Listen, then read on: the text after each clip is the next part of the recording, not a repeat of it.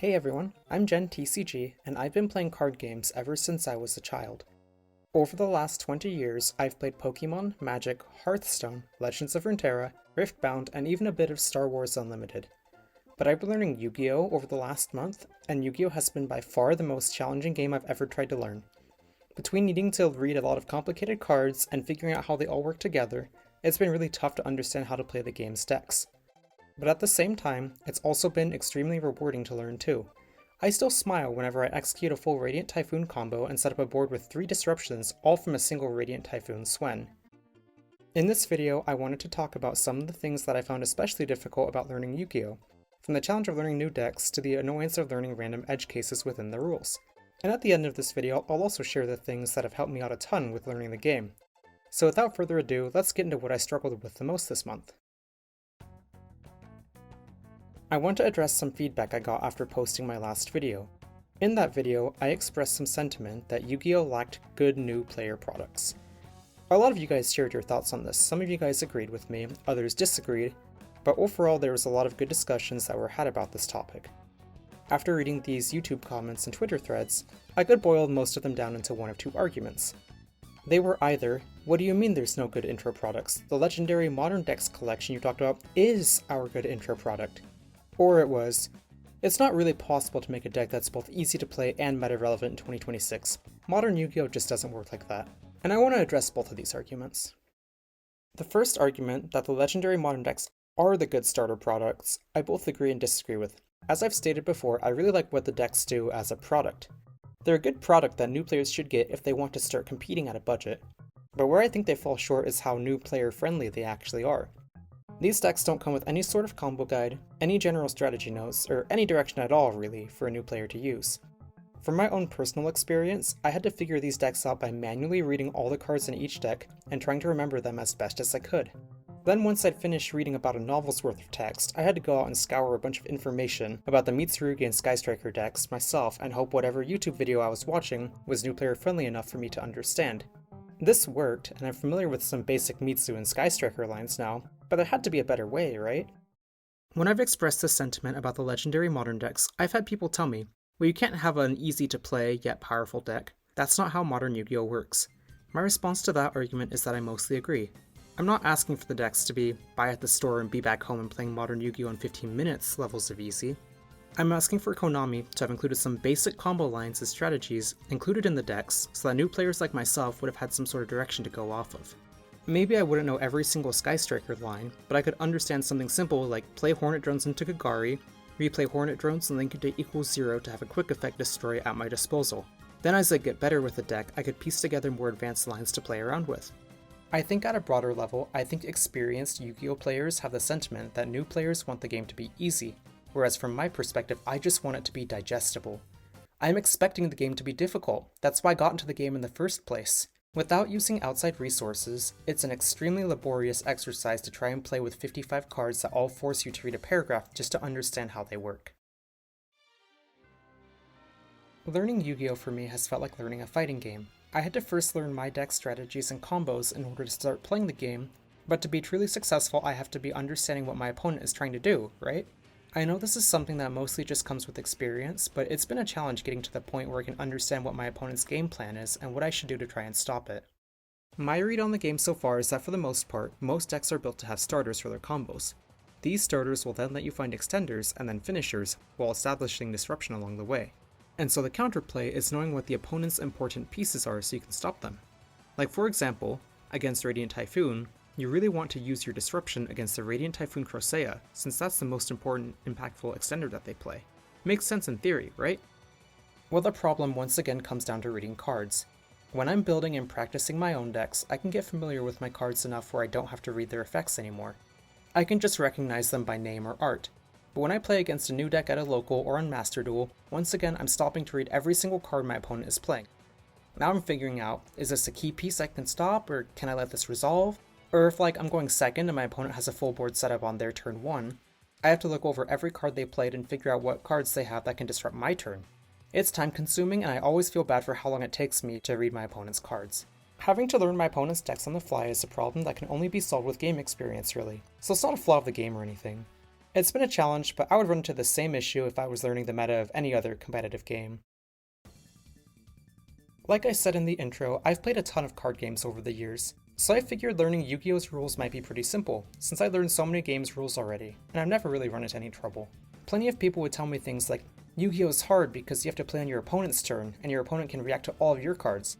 But I'd figured, since I'd been playing Magic on and off for over a decade now, I could easily understand how Yu-Gi-Oh's version of the stack worked, right? Maybe I was being naive, and I knew Magic's rules wouldn't translate over one-to-one to Yu-Gi-Oh, but I severely underestimated just how different Yu-Gi-Oh's chain is compared to Magic's stack. As I played more and more games, I had to unlearn so many things about how I thought things would resolve or trigger, since the game used Yu-Gi-Oh's rules instead of Magic rules. For example, it took me so long to wrap my head around the fact that triggered abilities on monsters went on a new chain instead of on the current chain. In Magic, if an ability's trigger conditions are met, that ability goes on top of the stack, making it the next thing to resolve if no further responses are activated. For example, if you control a young Pyromancer and you play a Lightning Bolt, the trigger to create a token immediately goes on the stack. It's too late for your opponent to try and destroy your young Pyromancer and prevent the ability from triggering. But in Yu-Gi-Oh, if a trigger effect would trigger, the entire chain has to resolve and the trigger source must still exist in the correct zone in order for the effect to actually trigger. If you control a Radiant Typhoon Phonix, and you play a Mystical Space Typhoon, the Phonix trigger effect won't go on the chain until the entire chain resolves. Furthermore, your opponent can chain a removal spell like the Fallen and the Virtuous to your MST to kill the Phonix. And since after the chain resolves, Phonix is no longer on the field, you won't get its trigger effect to shuffle two of your opponent's cards back in. Honestly, I sometimes wonder if having Magic knowledge beforehand was detrimental to me learning Yu-Gi-Oh, since I had to unlearn how the stack worked as I was learning how the chain worked. There's some other weird rules too. Apparently if you get a ritual monster like Hapakiri from your deck into your graveyard, you can't just use an effect like Mitsurugi Prayers to cheat it out from the graveyard unless you originally tribute summoned it first. Nowhere on the cards does it say this, it's just something you have to know, I guess. And don't even get me started about trigger effects that let you summon from hand. When playing Radiant Typhoon, one thing that would catch me off guard was if I had, say, a Crocea and a Phonix in hand, and I played a Radiant Typhoon Ascension, Master Duel would let me choose which one to summon off the triggered effect, but once I chose the first one, it wouldn't let me choose the second one. I was so confused.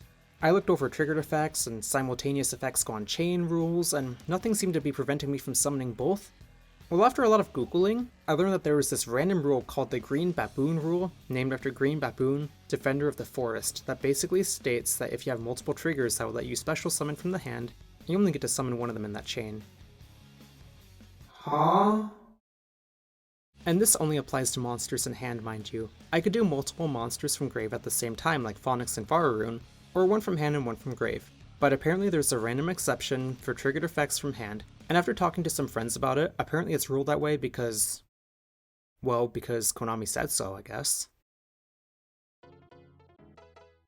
So with all of these challenges I've had with learning Yu-Gi-Oh, what's helped the most with improving at the game? I wanted to share a few things that I've utilized over the past month that have been the most helpful for me.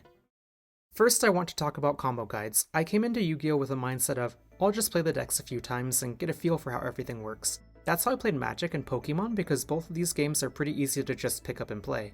But pretty quickly I realized that you can't really do that in Yu-Gi-Oh! This game is so much more combo oriented that playing cards haphazardly would kind of be like playing Smash Bros and hoping that button mashing would just win you games against tournament players. It just doesn't work. Eventually, a friend suggested to me that I should look into some combo trees for Radiant Typhoon, and I watched a couple of videos and learned some basic combo lines, and it helped me a ton to have a basic game plan going into each matchup. I learned how to consistently turn a single Radiant Typhoon Swen into a board of 2 negates and a graveyard monster shuffle effect. And once I got the hang of doing this basic combo, I could start freestyling a lot more by adding in extenders to find board breakers like Phonix, or monster negates like Vararoon, the Vibrant Vortex. Another thing that's helped me with learning Yu-Gi-Oh has been the classic, have a friend there to help coach you through the game. Not everyone is going to have access to this, but having someone teach you the fundamentals of the game beyond, this is how you link summon as SP Little Knight can be super helpful.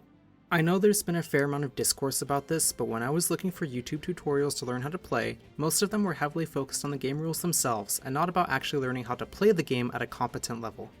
It's been extremely helpful for me to be able to bounce ideas off of my friends for what to do in different game situations. I've hopped in Discord calls while playing Master Duel and I've had friends observe my gameplay to give me pointers, and that's helped me see lines and understand concepts that I've not yet mastered for myself.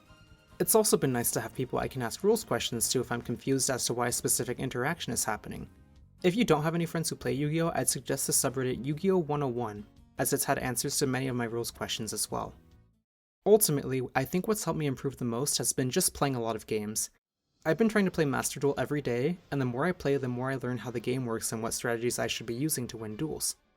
I've used the fighting game analogy quite a lot, and practicing Yu-Gi-Oh! For me has felt a lot like grinding combos in training mode and getting friendly games in with other players.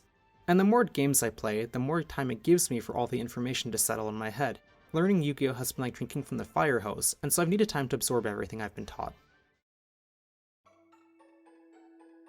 I've had a lot of fun learning and playing Yu-Gi-Oh!, but it's been pretty challenging at times too. The legendary modern decks I started out with aren't the hardest decks to play, but I would have loved to have had a bit more guidance included in the product itself.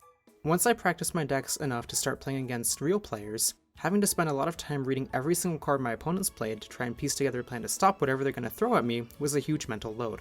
Adding on to that challenge was the fact that there were so many edge and corner case rules that I came across that weren't the most intuitive at first.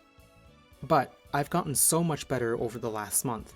Using combo guides and help from friends has been immensely helpful to increase my knowledge, and consistently practicing the game has done a ton to build up my skill.